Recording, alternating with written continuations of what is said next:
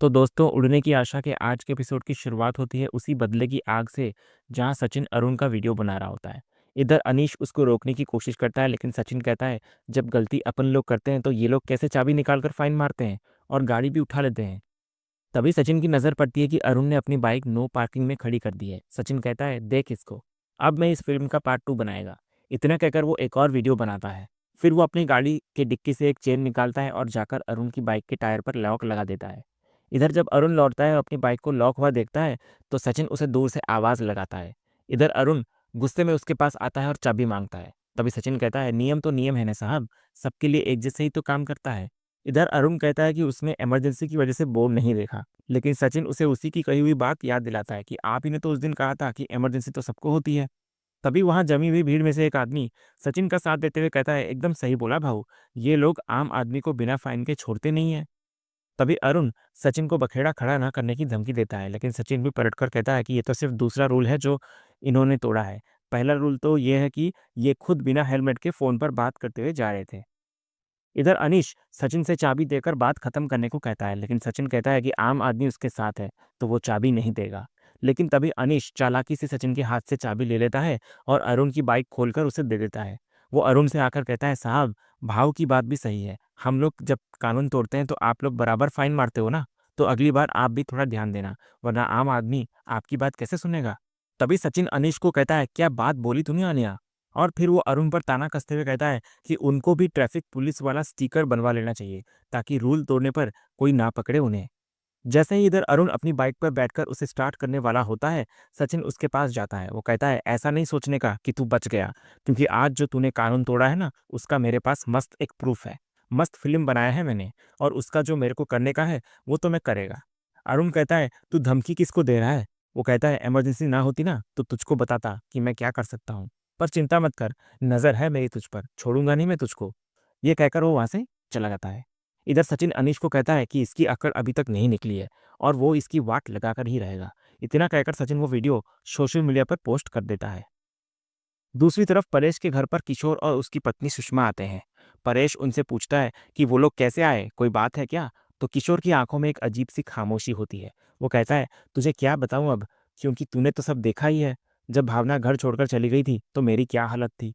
इधर किशोर की पत्नी सुषमा भी कहती है, हाँ भाऊ, हमारी हालत इतनी खराब हो गई थी कि हम कहीं मुंह दिखाने के लायक भी नहीं बचे थे। परेश कहता है कि अब तो सब ठीक है ना। तो सुषमा कहती है, अब जो कुछ भी ठीक हुआ है ना भाऊ, उसकी वजह तो साइली और सचिन है। अगर ये दोनों नहीं होते तो आज हमारी बेटी हमारे पास वापस नहीं आती। तभी सचिन इधर बोलता है कि किशोर काका भी उसके बाबा जैसे हैं और ये तो उसका फर्ज था। किशोर फिर कहता है कि तुम दोनों ने हमारी और हमारी बेटी के लिए बहुत कुछ किया है। लेकिन रेणुका वहीं बैठी एक और ताना मारती है। वो कहती है परेश को, मतलब परेश, तुम्हारे लाडला और लाडली ने अब दलालों वाला काम भी शुरू कर दिया है। तो परेश इस पर रेणुका को डांटता है। सचिन भी पलटकर जवाब देता है, अरे छोड़ ना बाबा, तू किसको समझा रहा है। जिसको घर में ही प्यार से बात करना नहीं आता, वो लोगों से प्यार से बात करके क्या उनको मिलाएगी। वो फिर कहता है कि कम से कम उसे और साइली को तो लोगों को प्यार से मिलाना आता है, जो बाबा की बाइकों के बस की बात नहीं है। तभी इधर साइली परेश को बोलती है, हाँ काका, हम दोनों की वजह से दो लोग खुश हैं, तो इससे बेहतर बात क्या हो सकती है। फिर भी किसी को गलत लग रहा है तो उनको गलत बोलने दीजिए। उसके बाद परेश किशोर से पूछता है कि शादी की तारीख पक्की हुई या नहीं। तो किशोर कहता है कि सब तय हो गया है और उसने शादी के कार्ड भी छपवाने के लिए दे दिए हैं। वो कहता है कि शादी के सारे रीति रिवाज अब परेश के परिवार को ही पूरे करने हैं। इधर सचिन भी कहता है कि भावना की शादी उनके परिवार की सबसे धूमधाम वाली शादी होगी। किशोर इधर फिर कहता है कि शादी की सारी जिम्मेदारियां अब सचिन और सायली की है। सायली कहती है कि वो डेकोरेशन का सारा काम संभाल लेगी। लेकिन रोशनी वहीं खड़ी बीच में ताना मारती है। वो किशोर काका से कहती है, क्या अकेली सायली ही है जो ये काम कर सकती है, आप किसी प्रोफेशनल को भी हायर कर सकते हो ना। इधर तेजस भी रोशनी के हाँ में हाँ मिलाता है। तो इस पर सुषमा बोलती है, बेटा, सचिन और सायली दोनों बहुत अनुभवी है और सायली का तो खुद का डेकोरेशन का बिजनेस भी है ना। तो जो काम वो दिल लगाकर करेगी वो दूसरा कोई नहीं कर सकता है। और वैसे भी हमें इन दोनों पर पूरा भरोसा है। तभी सचिन बोलता है, सही बात बोला तूने काकी, और हम लोग तो जो भी काम करेंगे अपने घर के हिसाब से करेंगे, तो तू टेंशन मत ले काकी, मेहमानों के आवन जावन का काम मेरा है। तभी आकाश बोलता है, ये खाने का जो सारा चीज़ है वो मैं देखूंगा, और वेडिंग के जो स्वीट्स है ना, और सारे रिचुअल्स के भी जो स्वीट्स है उसके भी अरेंजमेंट मैं देखूंगा। इधर रिया बोलती है कि कैटरिंग और मेन्यू का डिपार्टमेंट मेरा, और एंटरटेनमेंट का भी। इधर परेश किशोर से पूछता है कि लड़के वाले कैसे हैं। तो किशोर कहता है कि लड़के के मामा बहुत अच्छे इंसान हैं और यहीं दादर में उनकी मटन की दुकान है। ये सुनकर रेणुका वहीं बैठी फिर से सायली पर ताना कसती है। बोलती है, तभी तो ये सायली उनकी बहुत तारीफ कर रही थी। मटन शॉप वाले और फूल वाले आपस में जमती है ना, इसीलिए। उसके बाद किशोर रेणुका से कहता है कि लड़का बहुत अच्छी कंपनी में जॉब करता है। सुषमा भी कहती है कि जिस दिन सचिन और सायली उनके घर से निकले, ठीक उसी के बाद लड़के के मामा आए थे। फिर किशोर सचिन से कहता है कि लड़के के मामा बहुत मजाकिया इंसान है और उसकी और उनकी बहुत जमेगी। तो सचिन इस पर कहता है, अच्छा ऐसा है क्या? तो फिर तो मैं मोहित के मामा से जरूर मिलेगा। दूसरे सीन में रोशनी तेजस के कानों में जहर घोल रही होती है। वो कहती है, दिन भर इस घर में सिर्फ सचिन और सायली का ही जाप चलता रहता है, पता नहीं क्या जादू टूना करते रहते हैं ये दोनों। वो उसको याद दिलाती है कि सचिन ने अपना दूसरा बिजनेस भी शुरू कर दिया है और सायली इधर कार चलाना सीखेगी। वो कहती है, एक टाइम था तेजस जब तुम इस घर के सबसे होनहार बेटे हुआ करते थे, लेकिन अब तो कोई वैल्यू ही नहीं है तुम्हारी। वो उसे डराती है कि अगर उसने जल्दी कुछ नहीं किया तो सचिन उसका पत्ता साफ कर देगा। वो ये भी कहती है कि कहीं काकू भी उनके टीम में शामिल न हो जाए। तो तेजस को इधर लगता है कि उसकी माँ कभी सचिन सायली को सपोर्ट नहीं करेगी, लेकिन रोशनी कहती है कि सायली के बीमार होने पर काकू ने उसकी बहुत देखभाल की है। वो कहती है, कहीं काकू को उन दोनों पर हम दोनों से ज्यादा भरोसा तो नहीं होने लग गया। वो उसको डराती है कि अगर वो दोनों उनसे आगे निकल गए तो काकू कहीं हमें छोड़कर उनको सपोर्ट करने ना चली जाए। तो तेजस पूछता है, तो तुम ही बताओ कि हम उनको रोकने के लिए क्या करें? तो रोशनी कहती है, हमें उनको रोकने की क्या जरूरत है तेजस, बल्कि हम उन दोनों के आगे भी तो जा सकते हैं ना। वो कहती है कि उसके पास एक प्लान है जिससे तेजस की इज्जत वापस आ जाएगी। तेजस कहता है कि वो कुछ भी करने को तैयार है और रोशनी इधर सिर्फ मुस्कुराने लगती है। दूसरी तरफ तेजस पुलिस स्टेशन में होता है और इंस्पेक्टर के ऊपर की अथॉरिटी के बारे में हवलदार से पूछ रहा होता है। हवलदार इधर कहता है कि उनके ऊपर कमिश्नर साहब है। तो तेजस कहता है कि वो अब हायर अथॉरिटी के पास जाएगा क्योंकि पुलिस उसका काम नहीं कर रही है और उसे उसके पैसे नहीं मिल रहे हैं। इधर हवलदार उस पर तंज कसते हुए कहता है, तू एक काम कर, उस फ्रॉड के अगर तेरे पास कुछ पैसे बचे हैं ना, तो सीधा हवाई जहाज पकड़ और दिल्ली निकल जा, वहां तुम्हारा कुछ हो सकता है। वो कहता है कि उसे सीधा राष्ट्रपति भवन जाना चाहिए क्योंकि इस देश में सबसे ऊपर तो वही है। वो कहता है, शायद राष्ट्रपति जी तुम्हें तुम्हारे पैसे वापस दिलवा दे। तभी तेजस कहता है, इतनी सीरियस सिचुएशन है मेरी लाइफ की और आपको मजाक सूझ रहा है? तभी हवलदार कहता है कि वो लोग यहाँ 30 लाख के लिए पूरी पुलिस फोर्स नहीं लगा सकते और तहकीकात अभी चल रही है, तो वो लोग हाथ पे हाथ धरे नहीं बैठे हैं। फिर वो गुस्से में तेजस को वहां से निकल जाने को कहता है। इधर फिर बाहर आकर तेजस कहता है कि पता नहीं उसने ऐसा क्या कह दिया जो हवलदार उसकी बात ही नहीं समझ रहा।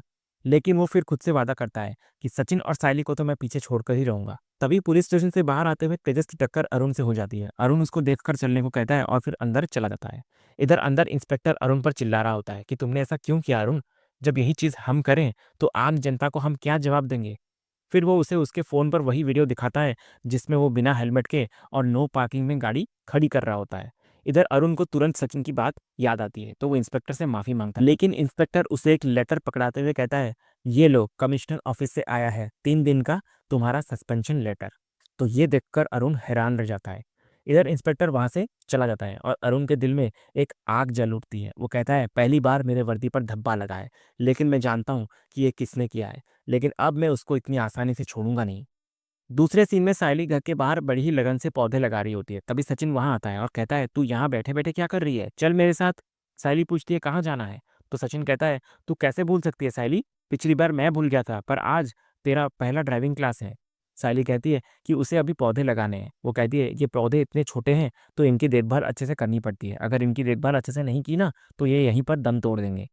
इधर सचिन कहता है कि पौधे तो लगते रहेंगे पर तेरे को ड्राइविंग भी तो सीखना है ना।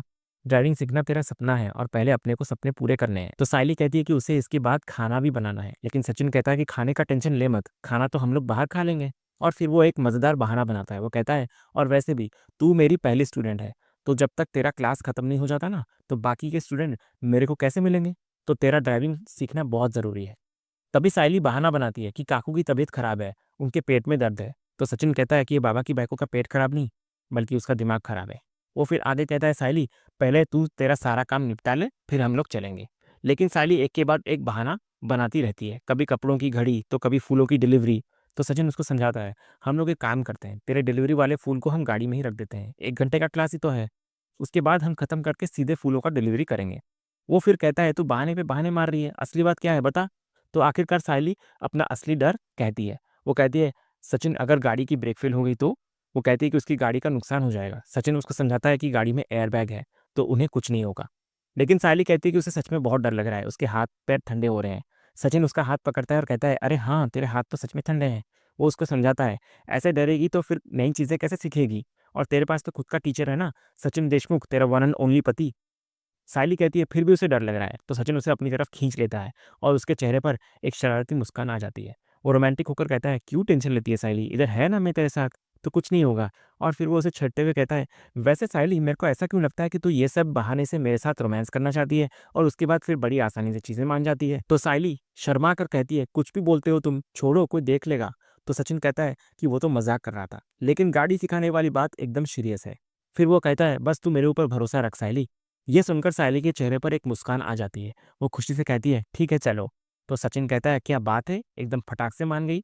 फिर सायली कहती है कि पहले वो उसके हाथ तो धुला दे, और फिर सचिन बड़े ही प्यार से सायली के हाथ धुलाने लगता है। तो इसी सीन के साथ ही आज का ये एपिसोड यहीं खत्म होता है। तो दोस्तों, आज का ये वीडियो आपको कैसा लगा, कमेंट के माध्यम से हमें ज़रूर कहिएगा और कमेंट में हाइप करना भी मत भूलिएगा और वीडियो को लाइक भी कीजिएगा, शेयर भी कीजिएगा और सब्सक्राइब करना तो बिल्कुल भी मत भूलिएगा, ताकि ऐसे ही रोज़ लेटेस्ट एपिसोड के अपडेट्स आप टेलीविज़न से पहले पा सकें।